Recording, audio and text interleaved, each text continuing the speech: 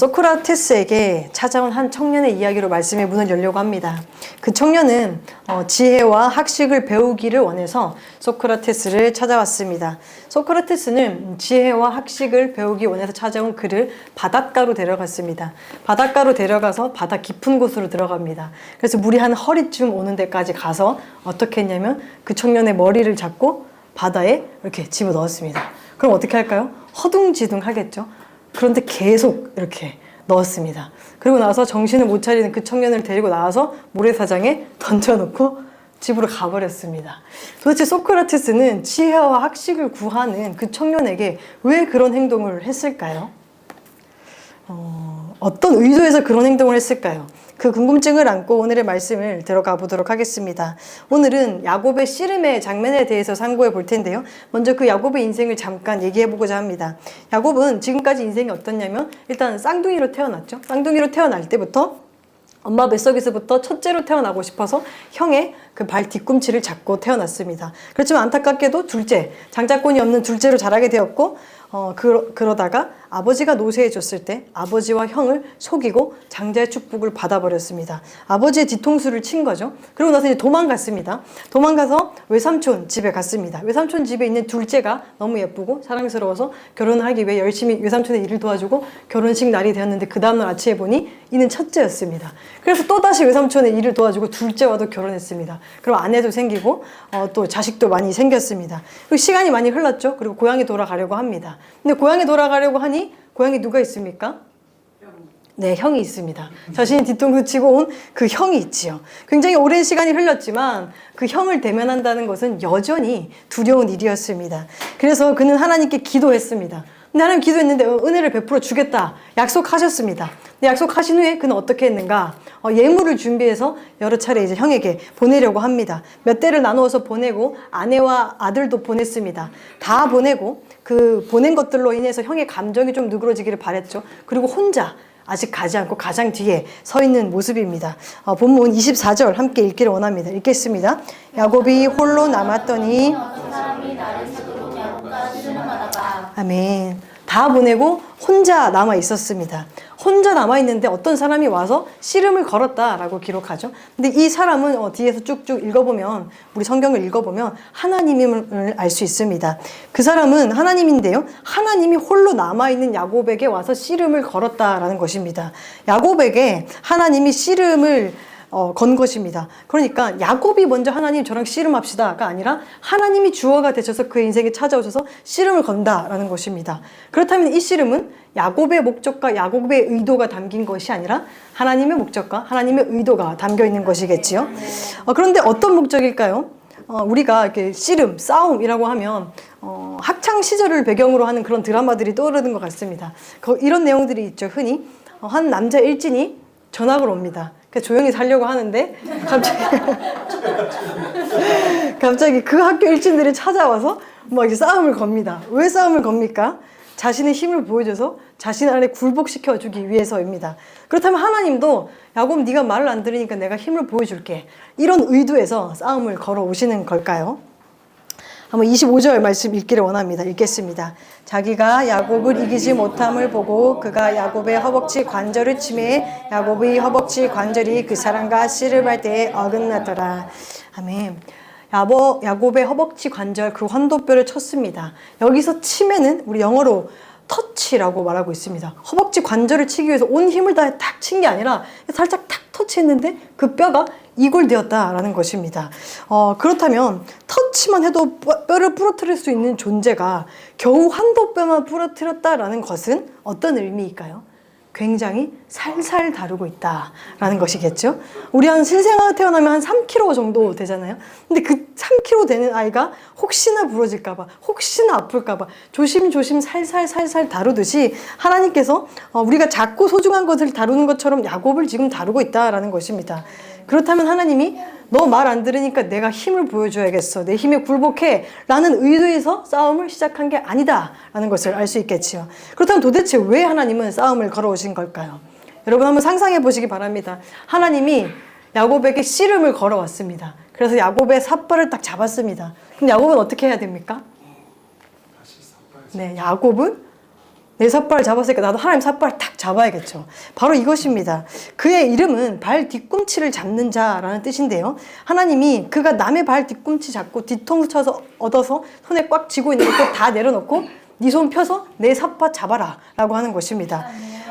하나님의 삿발을 잡는 순간 모든 것이 변합니다.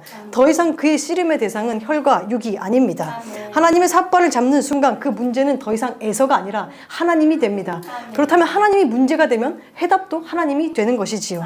하나님은 이렇게 싸움의 대상을 체인지 시킴으로 해결 대상도 체인지 시키시는 것입니다. 여러분은 어떤 문제로 씨름하고 계십니까? 누구와 씨름하고 계십니까? 야곱은 하나님께 기도한 후 하나님이 은혜 주시겠다는 응답을 받았음에도 불구하고 여전히 잔머리를 굴리며 뇌물 공세를 펼쳤으며 문제를 해결하려고 했습니다. 여전히 자신의 힘으로, 여전히 자신의 인생에 자신이 주어가 되어서 살아가려고 했었습니다.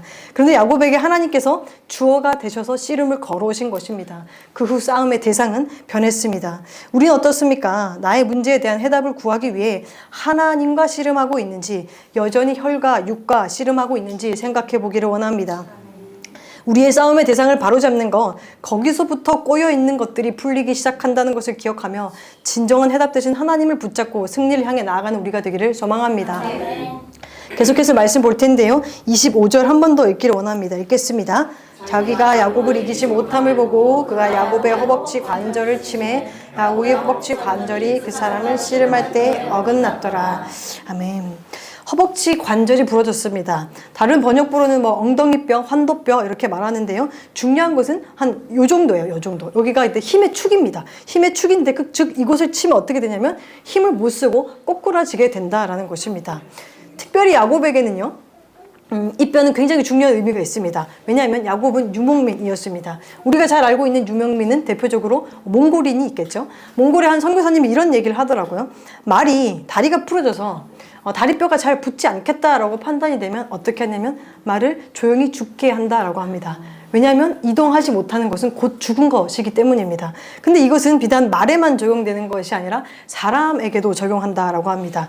몽골인들은 사람이 노쇠해져서 이동할 수 없게 되면 질식사를 시킨다라고 합니다.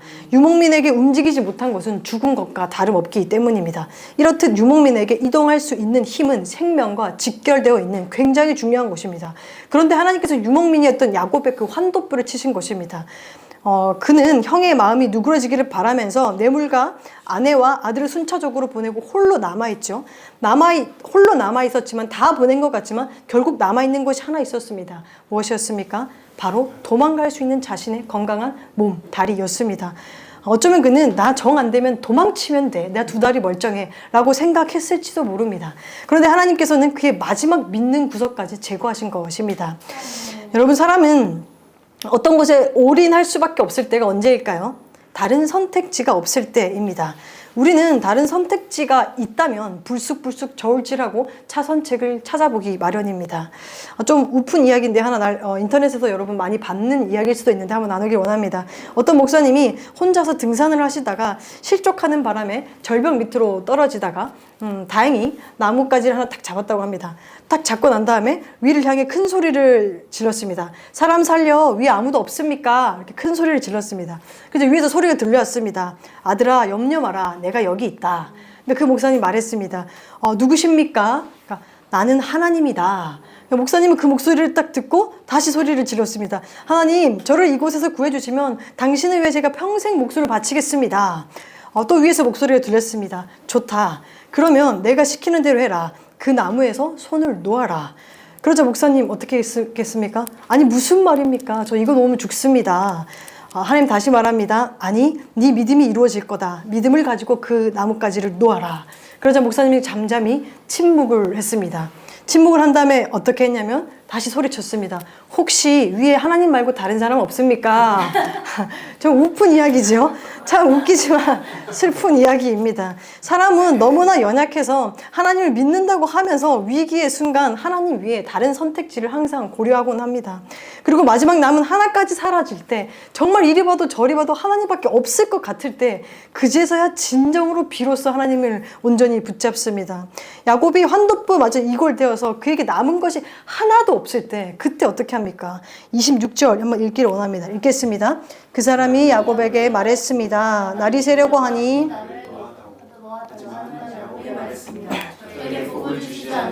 보내드릴 수 없습니다. 아멘. 저에게 복을 주시지 않으면 보내드릴 수 없습니다. 라고 있는 힘을 다해서 보내줄 수 없습니다. 라고 꼭 붙잡고 있습니다. 야곱이 한도뼈가 부러져서 지금 제대로 서 있을 수도 없는 상태입니다. 심지어 지금 한도뼈가 딱 부러졌기 때문에 엄청난 고통이 동반되고 있는 상황입니다. 근데 그 고통 가운데 주저앉아 있는 것이 아니라 고통 가운데 오히려 힘을 내서 하나님을 꼭 붙잡고 있는 것입니다. 어떻게 이렇게 뼈가 부러지는 그 어마어마한 고통 속에서도 하나님을 붙잡았을까요? 그에게 하나님밖에 남지 않았다는 게 너무 절실히 체감되었기 때문입니다. 그렇게 간절히 매달린 것입니다. 서두에서 나눈 소크라테스 이야기를 다시 나누자면, 소크라테스는 지혜와 학식을 갈망하는 그 청년을 이제 바다에 쳐박고 다시 이제 물에 사장에 놔뒀죠. 그리고 그 청년이 찾아와서 소크라테스에게 따져 물었습니다. 그때 소크라테스가 뭐라고 말했냐면요, 물 속에 있을 때 자네가 가장 갈급한 것이 무엇이었나? 이렇게 물었습니다. 그러니까 그 청년이 숨을 쉬고 싶었습니다. 라고 대답했습니다. 그러니까 그 소크라테스가 대답했습니다. 자네가 물속에서 숨을 쉬고 싶었던 것만큼이나 지혜와 학식을 갈구하면 그걸 가르쳐 달라고 누구에게 간청할 필요가 없네. 무슨 말입니까? 갈급함에 대한 교훈이지요. 지금 야곱은 어느 정도, 이 정도로 제가 물속에 빠졌을 때 숨을 쉬고 싶을 만큼 하나님이 갈급한 것입니다. 물에 빠진 자가 숨을 쉬고 싶을 만큼 하나님이 저에게 복 주시지 않으면 저는 살 수 없습니다. 그렇게 절대 하나님을 그냥 보내드릴 수는 없습니다. 그 절실함으로 붙잡고 있는 것입니다. 그런 갈급함으로 하나님을 꽉 붙잡는 그에게 하나님 무엇라 말씀하시냐면요, 조금 생뚱맞고 어쩌면 동문서답 같은 말씀을 하십니다. 한번 읽기를 원합니다. 읽겠습니다.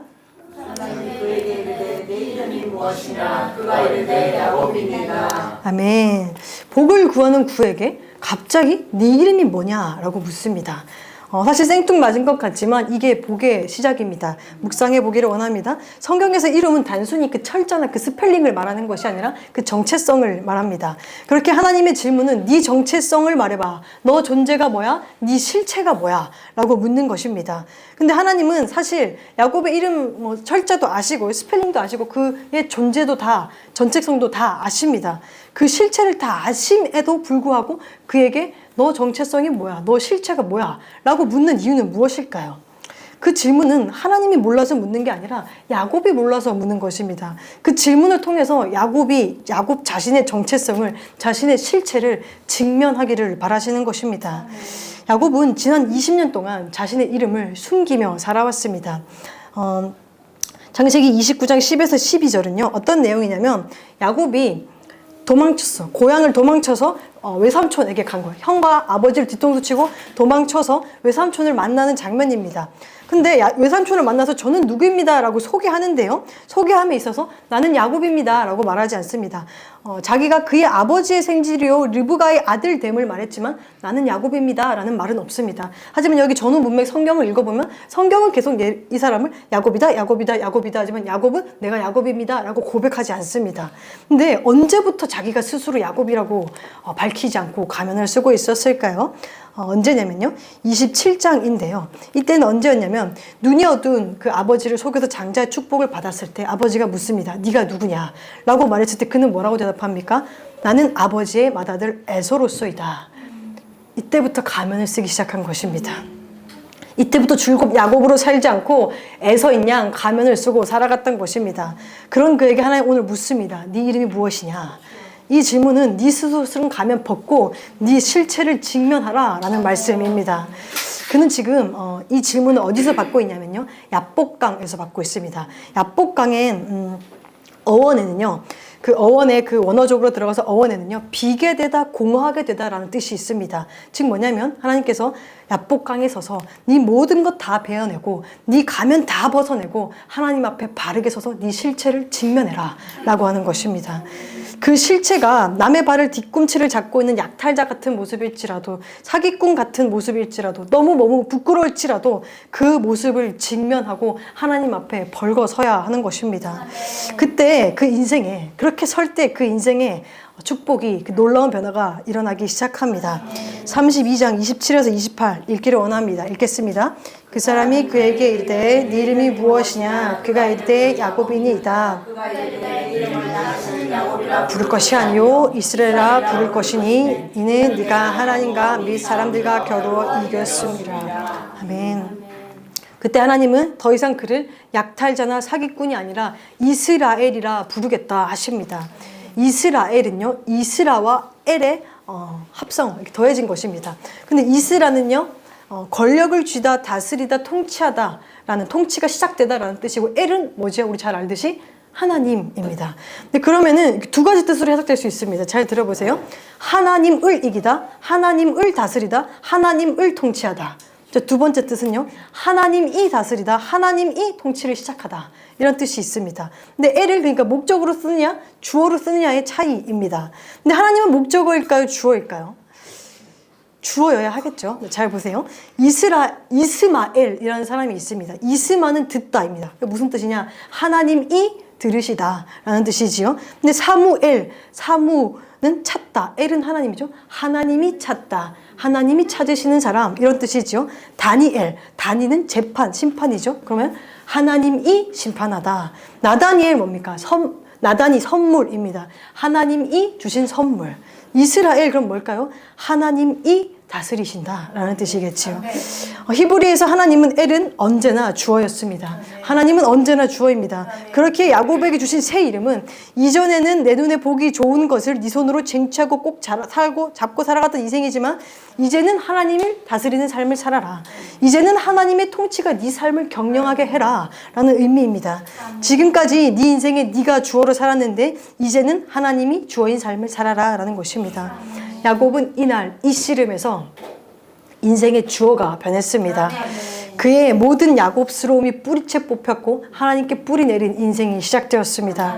그의 싸움은 비록 환도뼈가 어긋났지만 그의 영혼의 어긋남이 바로 잡히는 순간이었습니다. 그의 새로운 인생은 그렇게 새로운 해가 떴습니다. 창세기 32장 30에서 31절 읽기를 원합니다. 읽겠습니다. 그러므로 야곱이 그곳 이름을 브니에라 하였으니 그가 이르기를 내가 하나님과 대면하여 보았으나 보존되었다 함이더라. 그가 브니엘을 지날 때 해가 돋았고 그의 허벅다리로 말미암아 저러더라. 아멘. 분이엘을 지날 때 해가 돋았다라고 합니다. 이날 뜨는 해는 매일 뜨는 해와 똑같은 해가 떴지만 완전히 다른 해입니다. 새 아침은 해가 새로운 것이 아니라 내가 새로운 것입니다. 그에게 새 아침은 분이엘을 지날 때, 즉 하나님과 대면할 때 일어났습니다. 내 자신을 직면하고 하나님을 대면할 때 우리에게는 새날, 새 아침이 시작되는 것입니다. 이제 야곱은 새 아침, 이스라엘이라는 새로운 사람으로 에서를 만나러 갑니다. 그 장면을 한번 보기를 원하는데요. 한번 읽기를 원합니다. 읽겠습니다. 그러므로 야곱이 그곳 이름을 죄송합니다. 여기 읽겠습니다. 야곱이 눈을 들어보니 그의 자식들을 나누어 레아와 라헬과 두 여종에게 맡기고 여종들과 그의 자식들은 앞에 두고 레아와 그의 자식들은 다음에 두고 라헬과 자식들은 뒤에 두고 자기는 그 앞에 서나 하네. 아멘. 지금 에서가 400명의 장정 들고 오고 있었습니다. 근데 이전에는 어떻게 했습니까? 야곱일 때는 뇌물을 막 여러 차례 보냅니다. 한 번 돼서 마음이 안 누그러지면 두 번째 마음 누그러지고 내 자녀 보고 내 아내 보고 마음이 누그러지길 원하면서 자신은 뒤로 빠져 있었습니다. 근데 지금은 어떻게 합니까? 마지막에 보면 아내와 이제 아들을 쭉쭉쭉 세운 다음에 자기는 그들 앞에 나가되 가장 앞으로 딱 나갑니다. 뒤로 숨었던 자가 이제는 앞으로 나가는 자가 되었습니다. 인생의 주어가 하나님으로 바뀐 그는 전혀 다른 모습을 보여줍니다. 비록 빠르게 움직이지는 못하지만 담대히 나아갈 수 있는 사람이 되었습니다. 그는 더 이상 자신의 두 발로 꼿꼿이 설 수는 없는 사람이 되었지만 무릎 꿇음으로 하나님의 힘으로 살아가는 사람이 되었습니다. 그렇게 인생의 주어가 바뀌면 이전에는 상상해보지도 못한 일이 그들의 인생에 펼쳐지게 됩니다. 말씀으로 확인하겠습니다. 4절 읽겠습니다. 에서가 달려와서 그를 맞이하여 안고 목을 어금 맞추어 그의 입 맞추고 서로 우니라. 아멘. 에서가 그에게 달려와서 맞이하고 안고 목을 어금 맞추어 입 맞추고 운다. 이 한 단어는요, 야곱이 상상할 수 없는 일이었습니다. 야곱은 이 장면을 기대할 수 없는 사람이었습니다. 그런데 하나님이 인생의 주어가 되니까요, 야곱의 인생에 이런 상상하지도 못했던 기대하지도 못했던 장면이 펼쳐지는 것입니다. 야곱이 이렇게 하나님을 대면하고 자신을 직면할 때 새 아침이 밝아오고 복된 인생이 시작된 것입니다. 여러분, 우리에게도 이런 새날이 펼쳐졌으면 좋겠습니다. 새날은 새 사람이 되었을 때 맞이할 수 있습니다. 새 사람은 어떻게 됩니까? 자신의 힘을 다 빼고 자신의 실체를 직면함으로 하나님을 대면할 때 새 사람이 될 수 있습니다. 여러분, 우리에게 남아있는 힘, 나의 힘의 축, 그 한도뼈는 무엇입니까? 나의 통장 잔고, 나의 재능, 나의 인맥, 나의 학벌, 나의 사업체, 나의 직장, 이런 것을 의지함을 제거하기를 소원합니다. 그렇게 내 손에 쥐고 있는 것 다 펴고 그 앞에 서서 가면을 벗어야 합니다. 내 실체, 내가 죄인 중 괴수임을 고백할 때 하나님은 우리에게 의인이라는 새로운 이름을 주십니다. 그리고 그때부터 우리가 맞이하는 아침은 새 아침을 맞이하게 되고 복된 삶은 시작되는 것입니다. 의인의 새 아침은요, 어느 날보다 밝기 시작해서 더욱더 밝아지겠습니다. 말씀으로 확인하기를 원합니다. 읽겠습니다. 의인의 길은 동틀 때의 첫 햇살 같아서 점점 환해져 종호의 해같이 될 것이다. 아멘. 우리 다시 한번 읽기를 원합니다. 읽겠습니다.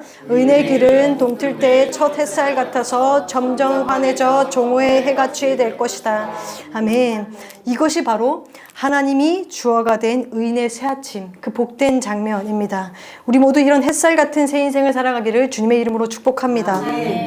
말씀을 정리하겠습니다. 야곱이 자신의 인생의 주어가 되어 복을 찾아 이리저리 헤매이며 살아갔습니다. 형의 발 뒤꿈치를 잡아보기도 하고 장자권을 뺏어보기도 하고 아름다운 여인과 결혼해보기도 하고 부를 축적해보기도 했습니다. 하지만 그 엔딩은 어땠습니까? 야복강에 홀로 서서 두려워 떨고 있는 모습이었습니다. 이런 야곱의 연약한 모습은 우리와 다르지 않을 것입니다. 내가 내 인생의 주어가 되어서 내 힘으로 살아가려고 하고 기도하고도 온 힘을 다해 머리 굴리고 가면 쓰며 살아가며 비겁하게 뒤로 숨어있는 모습이 우리에게도 있을지 모릅니다. 근데 정말 너무나도 감사한 것은요, 하나님께서 야곱의 하나님이 되시기를 원하셨다라는 것입니다. 성경은 언제나 아브라함, 이삭, 야곱의 하나님이라고 기록합니다. 하나님은 야곱의 하나님으로 불리시기를 원하셨습니다. 하나님은 죄인 중 괴수인 나의 하나님으로 불리시기를 원하십니다. 그렇게 우리 모두 용기 내서 환도뼈 과감히 제거하고 그 마지막 내 힘의 축을 과감하게 제거하고 전적으로 전심으로 하나님께 매달리기를 소망합니다. 야곱의 새 인생은 환도뼈 부러지고 주저앉아 무릎 꿇음으로 시작했듯이 우리도 하나님 앞에 무릎 꿇음으로 새 아침 맞이할 수 있기를 소망합니다. 야곱이 하나님께 매달려 씨름함으로 에서의 문제를 해결했듯이 우리도 우리의 문제를 하나님 앞에 기도의 씨름으로 나아감으로 해결할 수 있기를 소망합니다. 자신이 주어로 살아가는 사람들을 보면 그들이 증명하는 건 야곱의 과거와 같이 명예와 가진 재물과 힘과 자랑뿐이며 그 엔딩은 공허합니다. 하지만 하나님이 주어로 살아가는 인생은 주님을 알고 주님 안에 살아가는 인생은 하늘의 것을 구하며 하늘의 능력으로 영원한 것을 누리며 살아갑니다. 우리 모두 그 복을 누리며 점점 더 밝아지는 빛 같은 인생이 되기를 주님의 이름으로 축원합니다.